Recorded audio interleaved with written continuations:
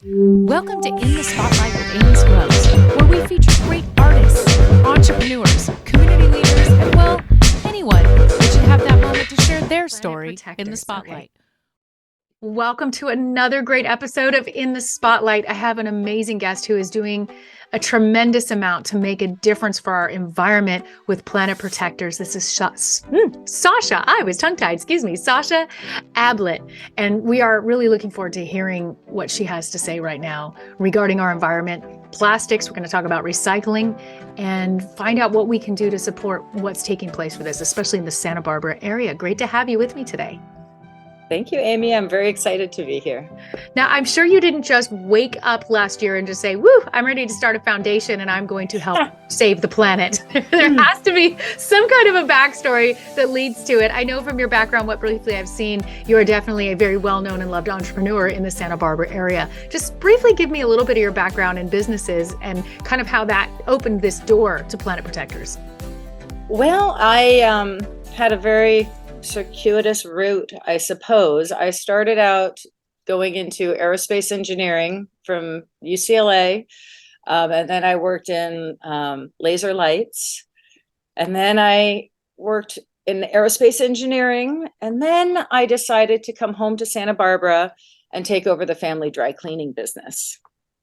So big switch.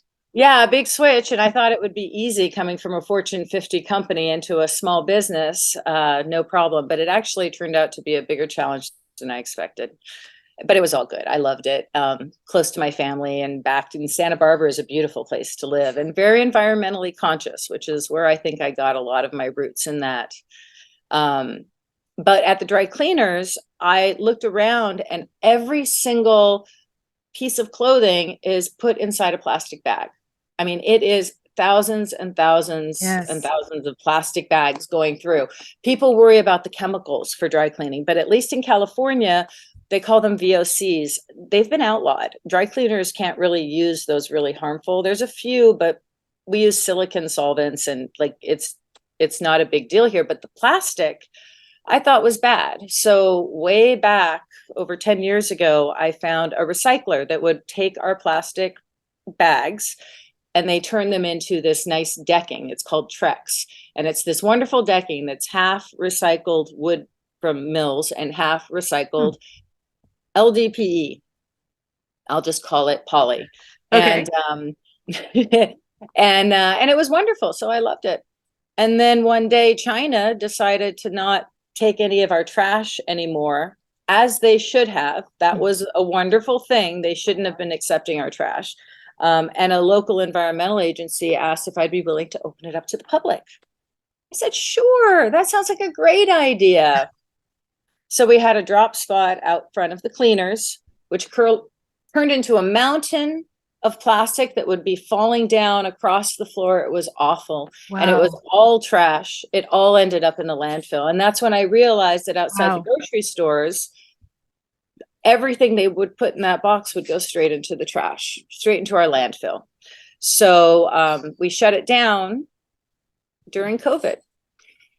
Wow, huge decision. COVID forced us to shut it down, but we were actually happy to. Huge decision. And then we started getting over 20 calls a day for people requesting us to reopen it. People want this. People, they would reach out to calls, emails. They were overwhelming the cleaners, saying we have to have this.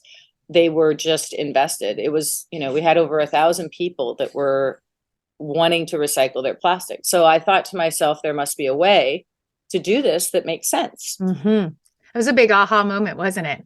It was just pulling you back in like, oh, this is not going anywhere. I need to face this. Yeah, I wasn't going to do something. Yes. If you're losing money on it, you're spending 8 hours a day. You can't get any volunteers because it's just awful to pick through trash is not something anyone wants to do, right?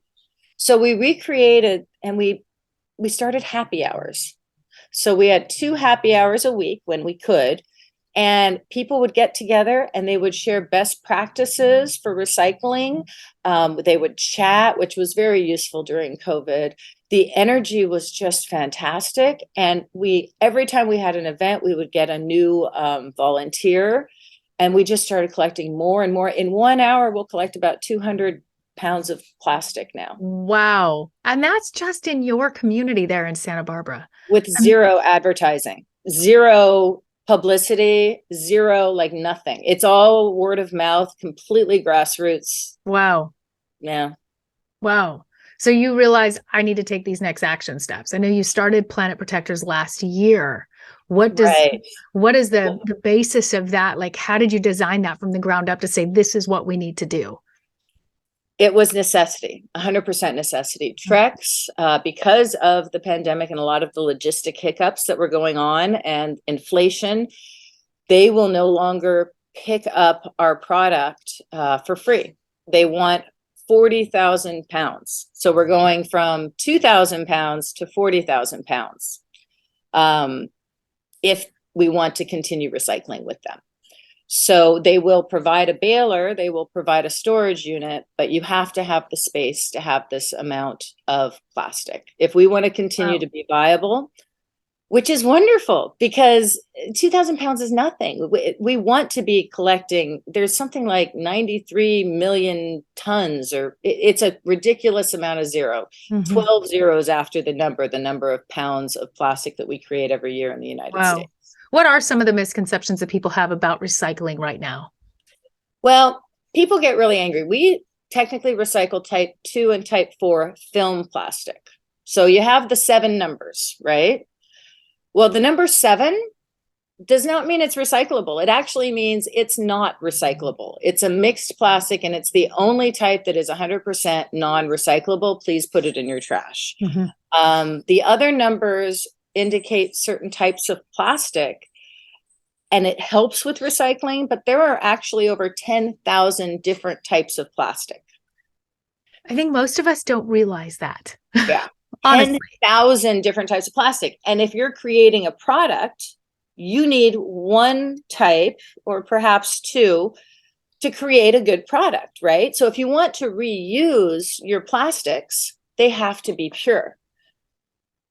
And so if you're mixing the plastics, then you're making them non-recyclable. And that's where the government to come in and really legislate that you can only make packaging out of things that are recyclable. Type 7 plastic needs to be illegal. Like, wow. Right?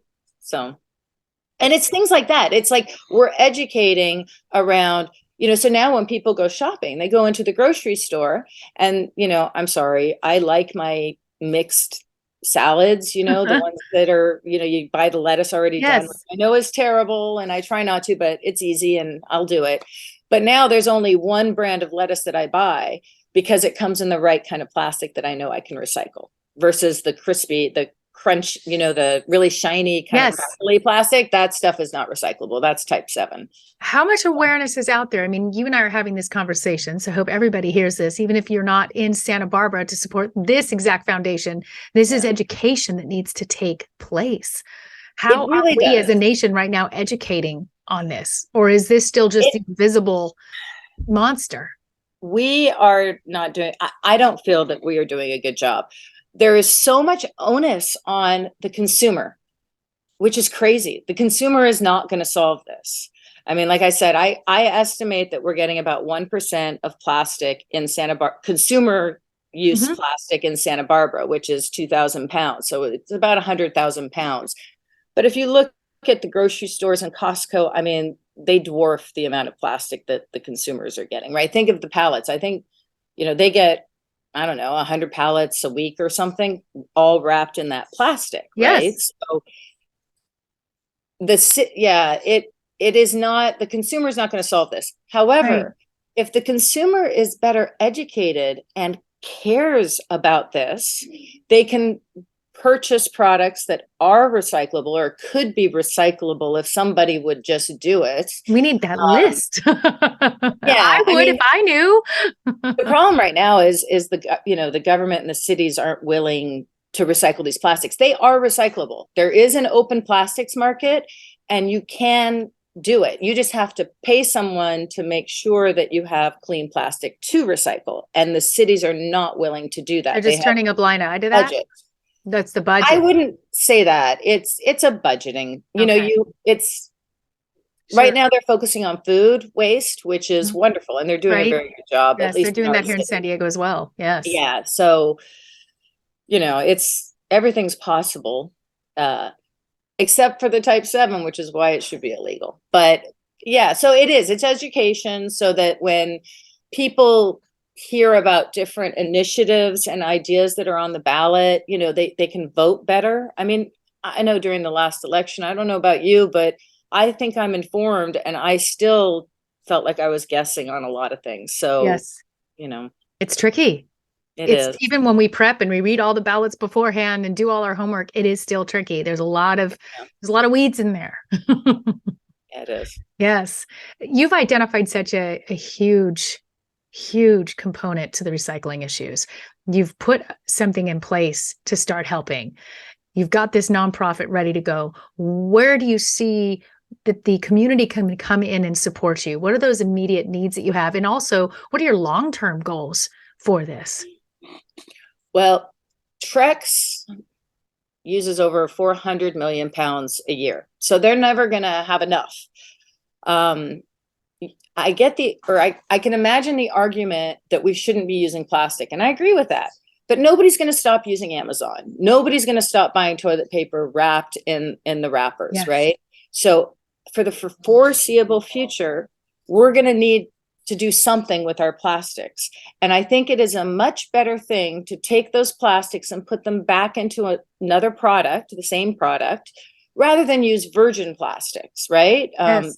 You're not using virgin plastics, and you're keeping this plastic out of the landfill. So those are the two big things that we're doing in the meantime, while we try to reduce our use of plastics. In order to scale it up, even in our community, we need space to store 40,000 pounds of plastic, and a baler with a forklift, because our bales right now are 25 pounds. These big bales, I mean, I can't even imagine. They're 1,000 pounds. I can't even imagine. 1,000. I don't know how big that would be. They did say it's 50 feet by 10 feet is the size of a trailer that would store 40,000 pounds. Okay, that's a good visual. That gives us a good visual. Yeah. You need to find a location. I need a location. I have this space. I want to utilize it for this. I want to do this. And so I've got 14 right now volunteers that just are all in, and they love it. And every time, I have no problems getting volunteers now. So I want to partner with a business that is receiving a lot of plastic, and we can just take that headache right off their plate. So they wouldn't have to pay disposal fees, right? For the plastic, we can do it. And then if they wanted to provide events, the Planet Protectors could have an event for their customers. So that they would also get that PR. And I would think in a place like Santa Barbara, I would think that would, I know Ablitt's Fine Cleaners, I truly believe we've increased our business by about 15% because of all the goodwill we've got. Santa Barbara wants this. Choose us over other cleaners because of our plastics program. And I think it'll be the same for other businesses. Yeah. I agree. How about funding for you to accomplish all of this? So let's even say they found the building, but you still need funding to keep this going and to continue putting this mission out there. Are you finding that the community is coming around and supporting, and how can we ask for more? What does that look like for the next 5 years for you to grow? Yeah. Well, it was amazing. Before I committed to actually getting the nonprofit status, I just had this, I sent out a little email to my Planet Protector group, and I said, well, if we want to continue this, we're going to have to do some collection. We're going to need some money. Are you willing to do it? And I think in one day, maybe 3 days, but one event, it was like $5,000. I was like, great. Oh my goodness. And that was not even anything. So within the first 2 months, we had about $20,000. So people want this. They want to support this. It's hard to explain why, but if you could see people's faces at these events, they really want it. Right. We're all in a gasp seeing what's really taking place with our planet. We see the plastics in the ocean, especially those of us that live on the coast. We feel the impact of it every time we drive over to the beach just to have lunch. So that I live on the coast as well. So I understand this is really in our face. And I do feel that these communities that are impacted by this and see it are wanting to go above and beyond to say, what can we do? Yeah. Well, and we can do a lot if you're willing to fund it. It is not a viable business, unfortunately. You have to fund it to get right now. Yes. I mean, honestly, the government should make the businesses that are creating the packaging pay for the end of life disposal of that packaging. And that's just not happening. And if we want to dispose of it properly, someone has to fund it. And I think we found kind of a fun way to do it. Yes. And if we can get the funding to really hammer in this film plastic type 2 and type 4. So we have the space and we have the educational outreach, business partnership, and then just the logistics of doing it.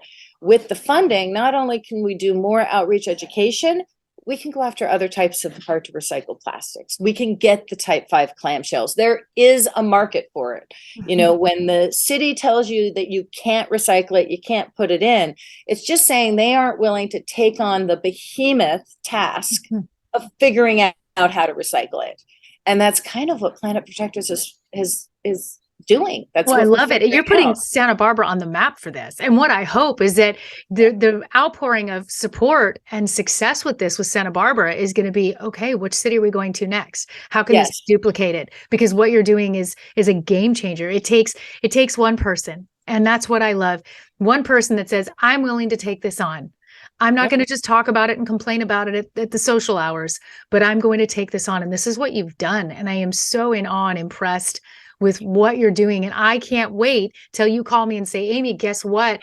We are taking this all the way up and down the coast of California and beyond, because I really believe that's going to happen. I really believe that can happen. So this is a call out. Santa Barbara, it is time. Fund this thing exponentially so we can start hitting all of those other communities nationwide and together make a difference. Outstanding. Thank you so much for what you're doing. Any last words that you would like to share? Anything else that you want to make sure we understand about this so that we can support you the best as a community? I just want to make people understand. I'm sorry, I got so excited. I can't speak for a second. This can be done. This is not impossible. It's not even difficult. And it's certainly not rocket science. It can be done. I can't tell you how many times people have told me that it can't be done, or it shouldn't be done, or it isn't impactful. And I think it's actually quite easy to do this. If you had the scale. Unfortunately, individuals don't usually have that kind of scale. So by putting together the Planet Protectors with the support of the Santa Barbara community, I'm trying to build up a model that we can just sort of help spread slowly and easily to help everybody. Well, it looks like you've done it. And I believe it's time for Santa Barbara to fund this, make it happen, and have that success story. I'd love to have you back as soon as possible to talk about the successes, what's taken place. I'm sure that building is out there. You're out there. It's time. Donate your business and your building so that this can be accomplished. Let's raise the funds for this amazing organization. Sasha, thank you so much for your dedication to the community and to the planet. Thank you very much for having me. Thank you for listening to In the Spotlight podcast. For more information, you can go to amyscruggsmedia.com and make sure and follow on social media at Amy Scruggs Media.